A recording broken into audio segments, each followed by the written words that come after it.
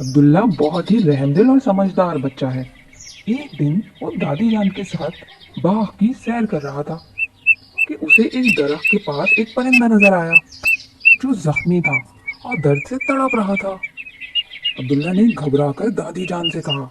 दादी जान, ये देखें चिड़िया का बच्चा।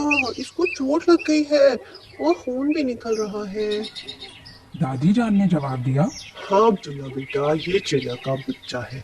शायद अपने घोंसले से उड़ने की कोशिश में नीचे गिर गया है। अब्दुल्ला ने दादी जान से कहा। दादी जान, क्यों ना हम इसे घर ले जाएं और इसकी मरहम पट्टी करें।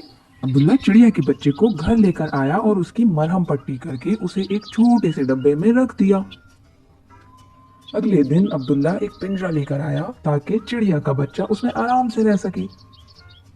चंद ही दिनों में अब्दुल्ला की देखभाल और मोहब्बत से चिड़िया का बच्चा बिल्कुल ठीक हो चुका था और उड़ने के काबिल भी हो गया था।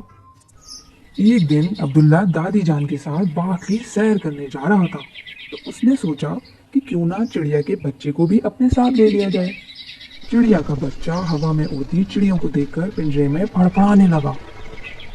दादी ने जब चिड़िया के बच्चे को इस तरह फड़फड़ाते देखा तो अब्दुल्ला से कहा कि बेटा अब्दुल्ला, पिंजरे का दरवाजा खोल दो।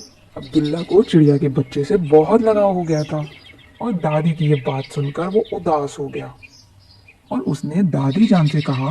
दादी जान, मुझे ये चिड़िया का बच्चा बहुत पसंद है। मैं इसे आजाद नहीं करना चाहता। अब्दुल्ला की उदासी देखकर दादी ने अब्दुल्ला को समझाया और उसे बताया कि अब्दुल्ला बेटा, अल्लाह ताला ने जिस तरह इंसानों को आज़ाद रहने का हक दिया है, बिल्कुल इसी तरह परिंदों और जानवरों को भी ये हक दिया है कि वो आज़ाद रहें।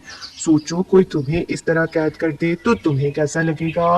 अब्दुल्ला एक समझदार बच्चा था। वो दादी जान की बात समझ गया और जल्दी से पिंजरे का दरवाजा खोल दिया।